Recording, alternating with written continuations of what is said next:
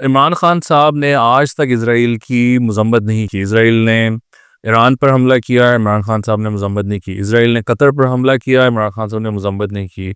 اسرائیل غزہ کے بچوں کو، غزہ میں عوام کو اس کا قتل عام کر رہا ہے. عمران خان صاحب نے اس طرح ان کی اسٹرانگلی کبھی مذمت نہیں کی. بہرحال جی، اب بات تو یہ ہے نا کہ پاکستان نے جو ڈیل کی ہے، اب پاکستان مطلب دیکھیں نا، اب امریکہ اس کو ڈیفینڈ کرنے کی ذمہ داری لے کے بیٹھا تھا. Billions and billions and billions of dollars کے ہتھیار بیچ رہا تھا سعودی عربیہ کو.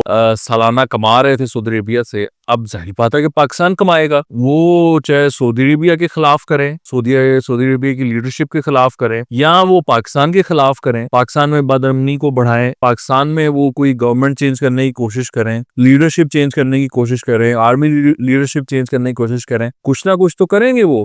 ظاہری بات ہے نا جی. اور انہوں نے اب بیٹھے دیکھتے تھوڑی رہنا ہے کہ سعودی عربیہ میں پاکستان آگے ڈیفینڈ کرے گا تو اب ہم حملہ نہیں کر سکتے، تو اب وہ بیٹھے تھوڑی دیکھتے رہیں گے. وہ کچھ نہ کچھ تو کوشش کریں گے نا یہ چیزیں کرنے کی. تو یہ بات کا خان صاحب کو پتہ ہے کہ یہ چیزیں اب کس طرف جا رہی ہیں، اور وہ کوشش کریں گے تو خان صاحب پھر پیارے ہو جائیں گے امریکہ کو اور اسرائیل کو، اور وہ عمران خان صاحب کی پھر گڈی چڑھ جائے گی، سنی جائے گی. جو وہ کوشش کر رہے ہیں اتنے عرصے سے کہ میری سنو، میرے ساتھ بیٹھو، میرے ساتھ ڈیل کرو، تو وہ جب اس طرح کا معاملہ اگر آ گیا کہ جب پاکستان کے امریکہ کے ساتھ معاملات ذرا خراب ہو گئے، تو پھر وہ اپنا کسی اور پہ ہاتھ رکھنے کی کوشش کریں گے. اور وہ کس پہ ہاتھ رکھیں گے؟ پھر خان صاحب پہ، جو کنڈیم ہی نہیں کرتے ان کو. نہ وہ امریکہ کو کنڈیم کرتے ہیں کسی معاملے میں، نہ وہ اسرائیل کو کنڈیم کرتے ہیں. تو وہ پھر عمران خان صاحب پر ہاتھ رکھا جائے گا. اور عمران خان صاحب تو پہلے ہی بیٹھے ہوئے ہیں ایسی طاق میں کہ آئیں اور میری مدد کریں، مجھے نکال لیں، and I'll serve you.